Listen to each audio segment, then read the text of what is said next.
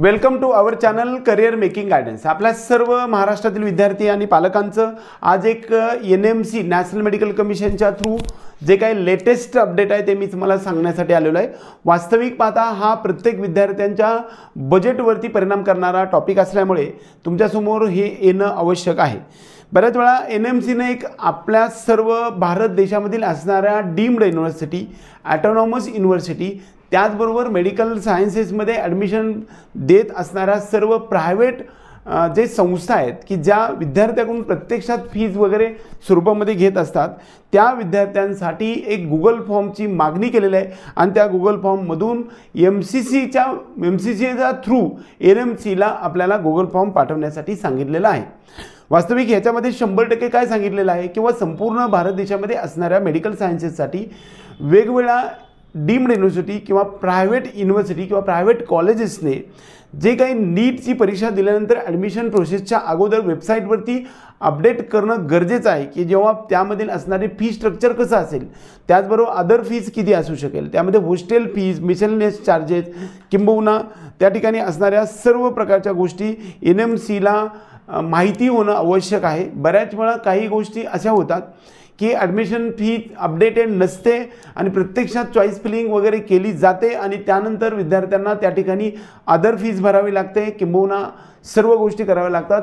हे NMCच्या लक्षात आल्यामुळे विद्यार्थ्यांना जे काही त्या ठिकाणी असणारं fee structure, other fees, hostel fees, deposit, त्याचबरोबर मिसलेनियस चार्जेस या संदर्भातला टोटल अंदाज आला पाहिजे आणि हे सर्व वेबसाईटवरती अपडेट केलं तरी चालेल, नाही केलं तरी सुद्धा NMC तुम्हाला प्रोव्हाइड करेल की जेणेकरून आपल्या विद्यार्थ्यांना कुचंबना होणार नाही आणि ही सर्व गोष्ट काउन्सिलिंग सुरू होण्याच्या अगोदर म्हणजेच एखादं कॉलेज चॉईस देण्याच्या अगोदर ह्या सगळ्या गोष्टी अपडेटेड झाल्या पाहिजे असं NMCचं म्हणणं आहे। आणि त्यासाठी आपल्या सर्वांना एक महत्त्वाचा जी काही इम्पॉर्टंट गोष्ट आहे त्याच्यासाठी अपडेट दिलेला आहे आणि त्या सगळ्या नोटिफिकेशन आपल्याला NMCने MCCच्या माध्यमातून आपल्याला दिलेलं आहे।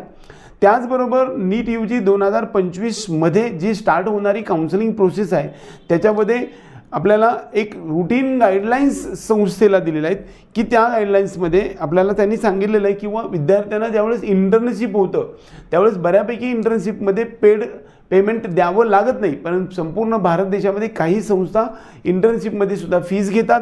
त्याचबरोबर इंटर्नशिपमध्ये स्टायपंड देण्याचा सुद्धा कन्सेप्ट असतो, तो स्टायपंड सुद्धा प्रोव्हाइड केला जात नाही किंवा केला जातो, या संदर्भामध्ये सुद्धा क्लॅरिफिकेशन देणं गरजेचं आहे। बऱ्याच वेळा प्रायव्हेट किंवा डीम्ड युनिव्हर्सिटीमध्ये ज्यावेळेस इंटर्नशिप विद्यार्थी करतात त्यावेळेस त्यांना स्टायपंड हा प्रायव्हेट किंवा डीम्ड युनिव्हर्सिटीमध्ये दिला जात नाही, पण तरीसुद्धा बऱ्याचपैकी काही संस्था आम्ही स्टायपंड प्रोव्हाइड करू अशा प्रकारचा संदेश दिला जातो आणि प्रत्यक्षात दिला जात नाही। या सर्व गोष्टी जर असतील तर तुम्हाला NMCकडे दाद मागता येऊ शकते। या संदर्भातलं लेटेस्ट अपडेट मी तुम्हाला सांगण्यासाठी आलो होतो। आपल्या सर्व विद्यार्थी आणि पालकांना प्रत्येक टप्प्यावरती काउन्सिलिंगचा मार्ग सुकर आणि सुरळीत बनवावा आणि आपला हा जो चॅनल आहे तो एक होकायंत्रासारखा मैलाचा दगड बनावा, या उद्देशानं हा चॅनलचा प्रत्येक टप्प्यावरती आपण अपडेट देण्याचा जो प्रयत्न करतो, हा प्रयत्न तुम्हाला आवडला तर व्हिडिओ लाईक करा।